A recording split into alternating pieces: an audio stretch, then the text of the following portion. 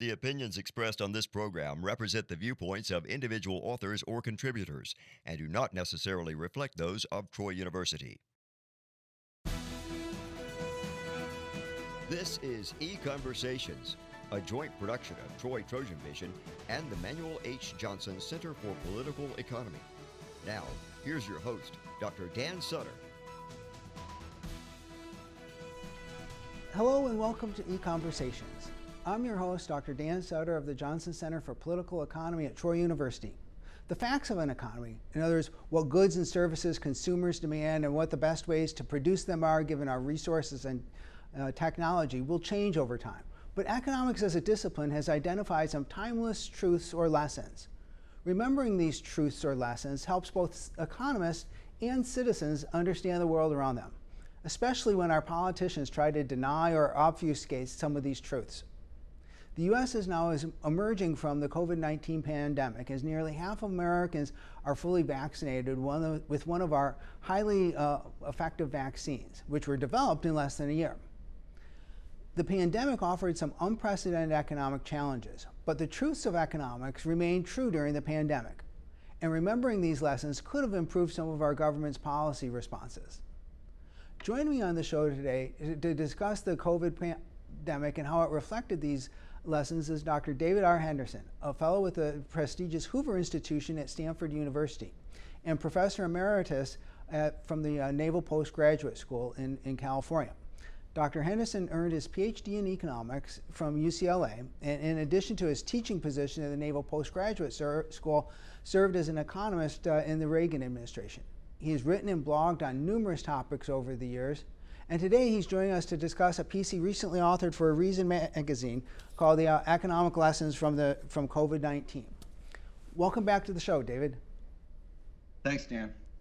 So, as I mentioned, we have some, the facts or the details in economics often change, and we may not all, even as economists, be aware of all of the facts, but some of the truths are a little more enduring. And so, wanted to you had this great piece in Reason, and I thought it would be a great way to touch on some of these lessons and illustrate both the lessons themselves and then how they applied in the pandemic. So I thought we could get started here, and one of the first lessons we'll look at deals with incentives and the power of incentives. So tell us about this truth here from economics.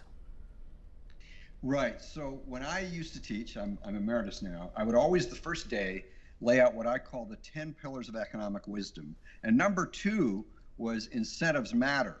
Now, there's an economist you probably know about named Steve Landsberg who said recently, or said a couple of years ago, people respond to incentives. The rest is detail. In other words, once you get that incentives matter, you'll see how they matter everywhere. And so in this situation with this pandemic, governments made very quick decisions, typically governors, sometimes mayors, very quick decisions based on little information, and their incentive wasn't to make particularly good decisions. When there was damage done by their by what their policies were, they didn't bear much of the cost. Their pay didn't fall a penny. In fact, some of them gained positive notoriety, like Governor Cuomo in New York, who, by the way, might be responsible for at least a few thousand deaths in care homes because he made them take people out of the hospital who had COVID or might have COVID, made the care homes take them back and spread it. So incentives matter.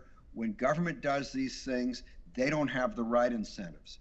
On the other hand, people in the private sector have strong incentives to do productive things because if they screw up, they lose.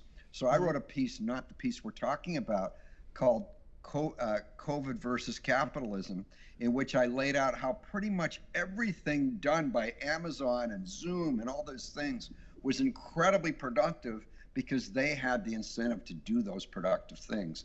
And that made the losses from the lockdowns and the losses from COVID, I distinguished between the two, that made those losses less than otherwise.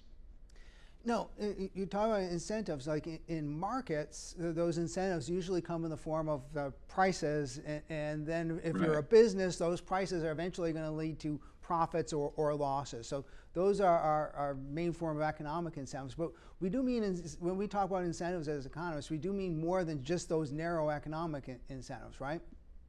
That's right. That's right. And that's why I mentioned the politicians and so on who don't have profits and losses, but they can do great damage, and their incentive not to do damage is very slight. And one of the examples I think where we could see, if people were doubting that incentives matter, has come with the extension of with the additional unemployment benefits that the federal government passed initially in the initial CARES Act and then renewed a couple of times further. Right? And again, if you know that incentives matter, then this probably shouldn't come as any surprise, right?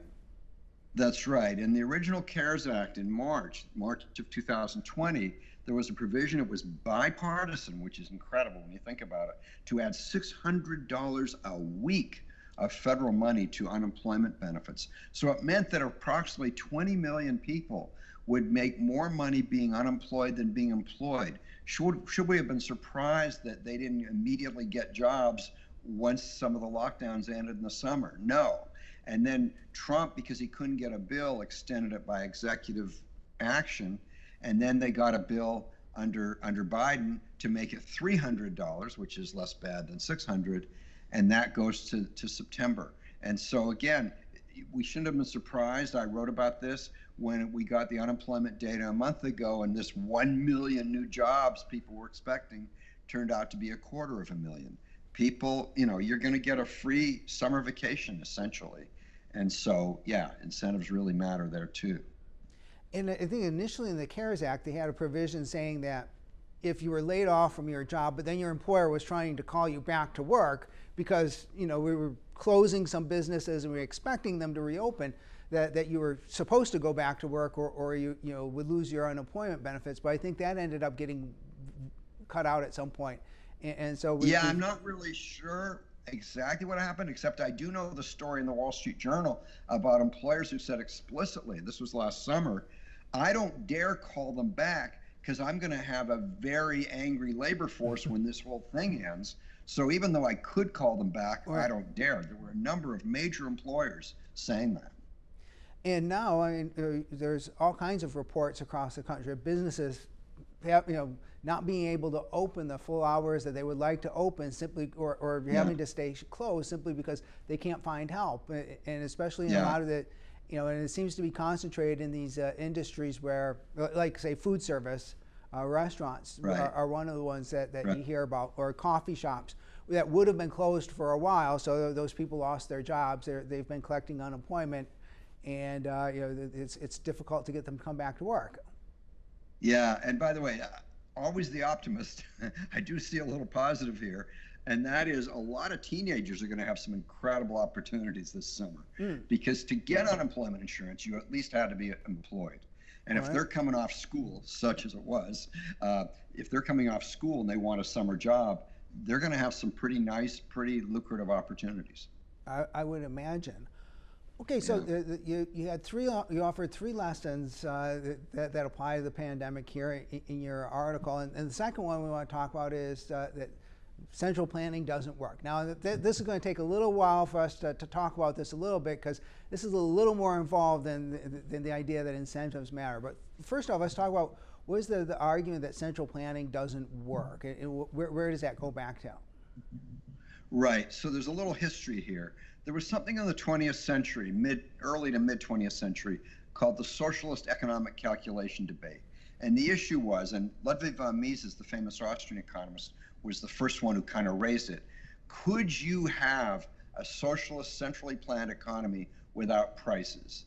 And his answer was no, because you need prices, as you mentioned, to guide behavior. And he kind of tentatively won. And then Friedrich Hayek, who had been a student of von Mises, came along a decade or so later, 30s and 40s, and said, you can't ever aggregate information into a central body that exists in the millions of minds. And even the most powerful computers aren't going to change that. They just aren't going to, because you know what you want, you know what your abilities are, and no one else does. I mean, there's this thing, there was a philosopher named Michael Polanyi who talked about what he called the tacit dimension. So there's a lot of stuff you know that you can't say. So I go to a store and I don't know what kind of shirt I want, but I see it and I want it. Like, how could anyone have planned for that? And so now let's apply it. It's not the case, fortunately, that governments here wanted to go to full-fledged socialism, but they ignored the central planning insight.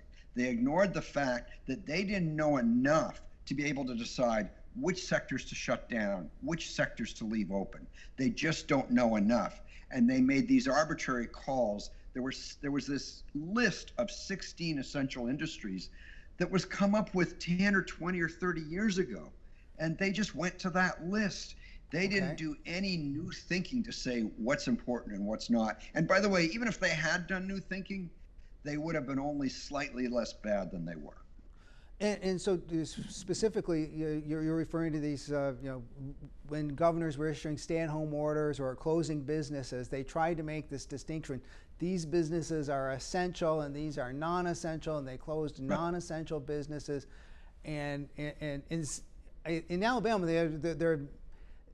it worked pretty much that if you're an employee and you wanted to say you're an essential business, you could call yourself an essential business. So, but we didn't have the same kind of strict list of these are essential and these are not essential businesses. But this whole idea that somehow to know which businesses are truly essential in the economy, you'd have to know an awful lot of details about how the economy operates, almost enough information to be able to plan an economy, right? Exactly. And then the whole idea that a whole sector is essential or not. Probably some parts of it are, some parts of it aren't. I just came from a funeral, which is why I'm so well dressed. People couldn't go to funerals. Now, many of us regarded that as incredibly essential. If you lost your loved one and you wanted everyone to show up, all the friends that person had gotten over the decades, you couldn't.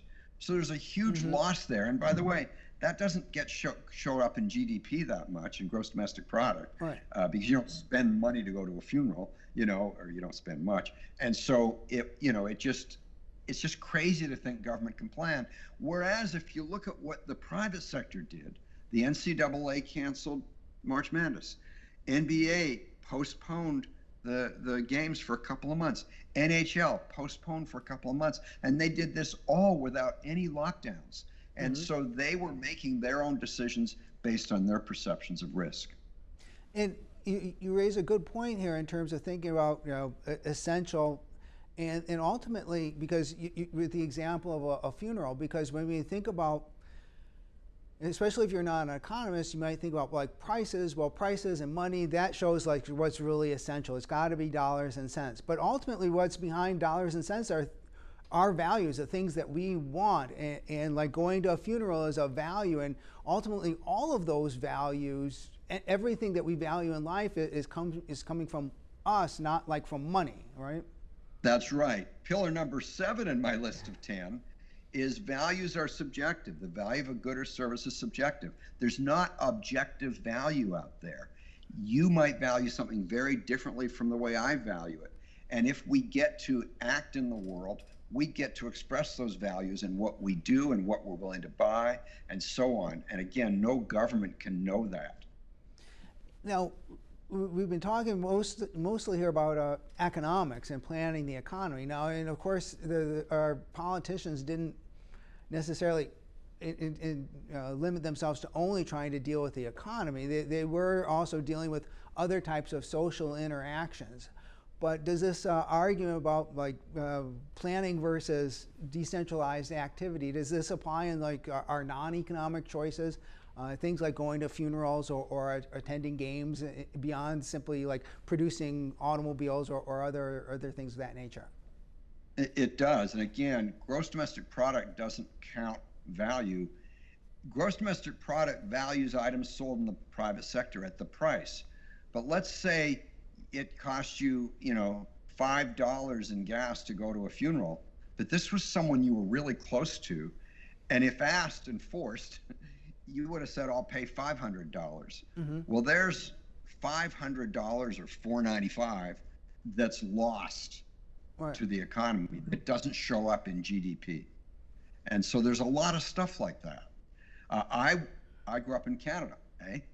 And I like to go to my cottage, and the Prime Minister of Canada can't keep me out because I'm a dual citizen, but what he can do, and is doing still, is say, David, you've got to go to your cottage and stay inside for 2 weeks.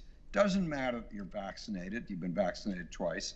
So it's just this, just the value I put on going to my cottage, where I started going when I was 7 months old, is not expressed in what I would have paid in airfare.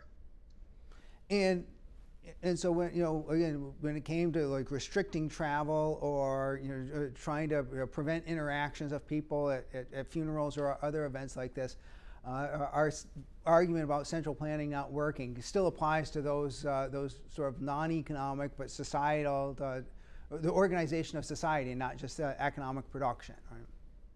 That's right. And I think one of the mistakes people make when they think they understand economics, I'm sure you've faced this, Dan, you're sitting beside someone on a flight and they say, oh, you're an economist. What should I invest in?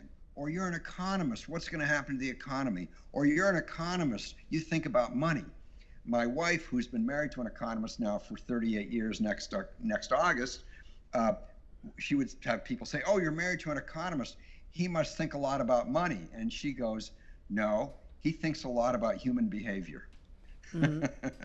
Not bad for an economist's wife, huh? And that's really what economics is all about. It really is human behavior, and people don't want, you can get focused in on the dollars and cents and miss the fact that all money is a human value because we value it. Right.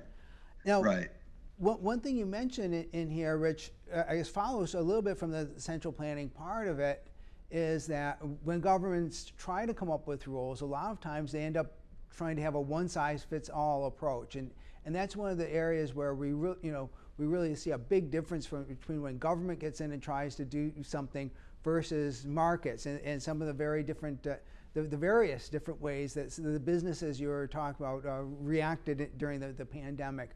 Governments try a one-size-fits-all approach, and that doesn't apply a lot of information, does it? It doesn't. And so one of the worst expressions that we heard a lot was, we're all in this together.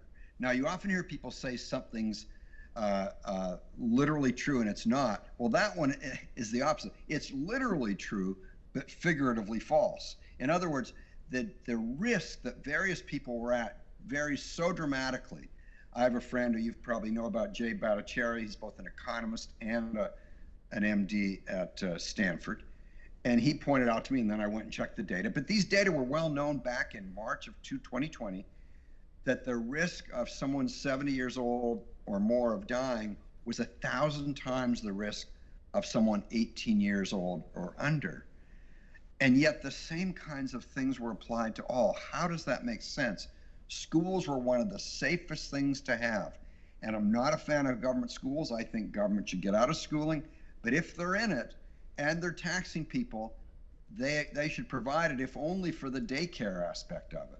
So, millions of parents had to figure out how to adjust their schedules to take care of their kids because government shut down one of the safest places there were, one of the sets of safest places there were during the pandemic. Yeah, definitely true. And again, with trying to prescribe rules that would have to apply to everybody, again, without taking into account some of the variations. Right. I guess there are some issues with governments trying to treat treat people differently, and so maybe that sort of leads to one-size-fits-all approaches, but it's certainly a limitation. Now, something you mentioned there is going to lead into our third point that I want to take up, and that's the third lesson you offer here is externalities. And I guess this is one that you actually heard a fair number. This is one from economics that did get into the discussions a lot, the policy discussions. You did hear people use this term externality, but they weren't necessarily using it as carefully as an economist would like to use it. So something like maybe they took the the Reader's Digest version of this and ran with it and not considering something. But let's start first by let's make sure we understand, explain for people what we mean, what economists mean by externality. Right, and the main one people typically worry about is a negative externality, so that's what I'm going to focus on. So the standard example is pollution. A plant puts pollution in the air, it floats downstream in the wind into tens of thousands or maybe hundreds of thousands of homes. It's hard to come up with a market solution to that. How would you get people together? And that's what people have seen traditionally as a case for some kind of government intervention, because that is an externality. The idea is it's a cost imposed on people that is not taken account of by the people imposing it. So economists often automatically go to the government as the solution. And if it were a different interview, I'd get into what's wrong with that generally. But I want to talk about what's wrong with that specifically in this case. Imagine, to take the pollution example, change it a little, and imagine that the polluter is also polluting himself. That changes things a little, doesn't it? So now he has some incentive not to do it. Well, that's more like COVID. I'm going out there and I might have it, I might not, I might give it to someone else, I might not, but I might get it from someone else. And so I have some incentive to be a little careful. Moreover, people who talk about externalities, people and kind of who are very free market, I'm sure you do, I do, often talk about Ronald Coase, and we kind of put him on a pedestal. And a lot of people have misunderstood Coase, but Coase didn't misunderstand himself. And the way people have talked about it, who really do get Coase, is to say, well, it doesn't mean you shouldn't have government. It doesn't mean the private sector takes care of everything, but it does suggest that the best way to handle things is have the least cost avoider handle them. And so the example I gave in my article is airports and noise. The airport, the planes come in, they make noise. Is the best way to handle that to change the technology of the airplanes or limit the times in which they can fly? Maybe. But the best way might be, especially if there are only 1,000 or fewer houses as there are around Monterey where they land, how about to have the government tax the airlines or tax the airport to pay for double and triple windows for those 1,000 houses? And that might solve a large part of the problem. Take that now over to COVID. Given that the elderly are most at risk, how about focus on protecting them? And here's the nice thing. People over 65, very few of them, percentage-wise, work outside the home. So they're already, to some extent, locking down. And so do that, maybe subsidize getting meals to them, subsidize people who work in nursing homes so they don't have to jump from one to the other and spread the disease. They maybe get paid double the salary for a few months in order to stay in one home. And by the way, all of those costs are rounding error on $2 trillion. And so that could have been done much more cheaply, and let other people be out there and have their lives. Yeah, because I mean, I think there's a very good point is to talk about this very difference in vulnerability to COVID, and how it was, from an economic perspective, it would come immediately out of thinking about this in externality terms and thinking about the least cost avoider, or essentially another part of it, like who's actually bearing the externality, because not for some people, for many people, the external cost element part of it was pretty small because they face such a small risk. Kids. Yeah, pretty much for people under age 30, it was extremely small. And so that was something that, and it seemed to take a long time for folks in the public health community to get around to talk about this at all. I mean, it wasn't until maybe in the fall, you mentioned your colleague Jay Bhattacharya, who was part of something called the Great Barrington Declaration that we've talked about on another episode of this show previously. But to talk about the idea of focused protection. So I mean, from an economic standpoint, I think, and I remember thinking about this back last March, like immediately you have to be thinking about, or we would be led to thinking about something like focused protection almost immediately out of our externality approach, right? Exactly. So to go back again to pollution, let's say that somehow it ends up going to tens of thousands of people, but it's only people who have asthma, focus on protecting them, maybe, and not worry about the pollution per se. I mean, just to take a possibility. Yeah. And it's that kind of thing. Get people thinking about details rather than we're all in this together. Yeah, and that was certainly a detail which ended up getting sort of glossed over or ignored. That certainly I think would have been very important to economists. Now, there was something you also mentioned in your article that I guess you can think of it in terms of incentives or that with regard to the COVID vaccines, that I think has actually been one of, not only of the amazing technical element of coming up with these vaccines so quickly, but many times when you have a life-saving drug or a vaccine, in this case, government attempts to try to make it affordable through price controls by simply telling people you can sell, but you can't sell it for very much because this is so important to people. We're not going to let you sell it for very high. We have to make it affordable. And the government did a little bit different approach here in this case by going ahead and purchasing the vaccines and then providing them at no cost to the public. Right. The government pre-committed to purchasing hundreds of millions of doses, pre-committed to helping companies invest in the facilities, although interestingly Pfizer said no to that part of it. And so yes, if the thing was to avoid price controls, that was probably a good move.